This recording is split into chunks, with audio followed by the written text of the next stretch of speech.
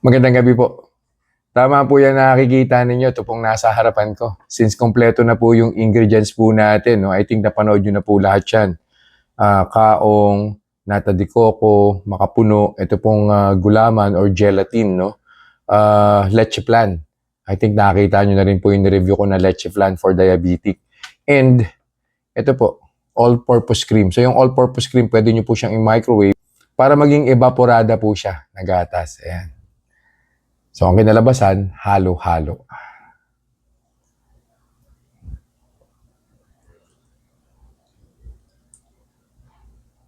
Sarap po na ito. Hindi ko na po siya lalagyan ng kahit anong sweetener kasi yung lahat po ng ingredients nito, well, except dun sa gelatin or dun sa gulaman, lahat po yan meron na pong kasamang allulose sugar. So, naluto na po siya sa allulose sugar. Parang ang dami na ito.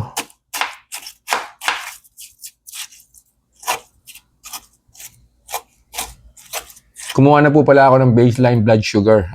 Currently 97 po.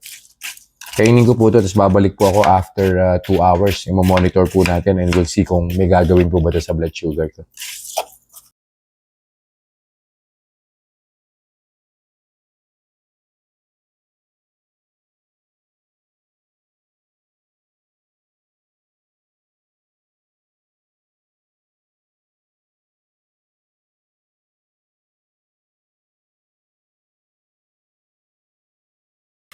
Conclusion na po tayo dun sa kinain kong halo-halo 2 hours ago.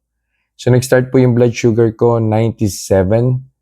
First hour, umangat po siya. Nag-108 po siya. So, that's plus 11. And then after a few minutes, nag-110 pa po siya. Yun na rin po yung peak, yung 110. And then in the second hour, bumaba na po siya.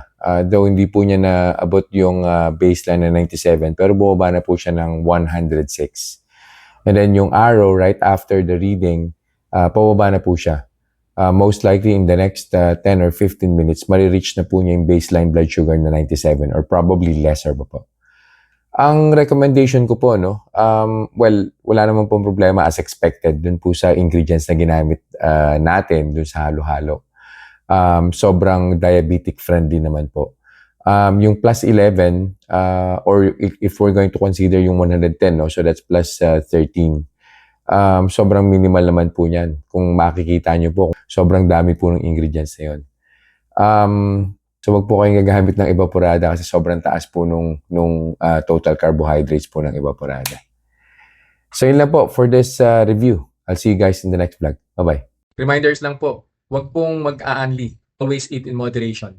Di po ako doktor, so whenever in doubt, konsulta po kayo sa doktor ninyo. And yung results po ng mga review na ginagawa ko, it may vary. So wag niyo pong i-expect na yung resulta sa akin is magiging kapareho po ng resulta sa inyo. So yun lang po. Have a nice day.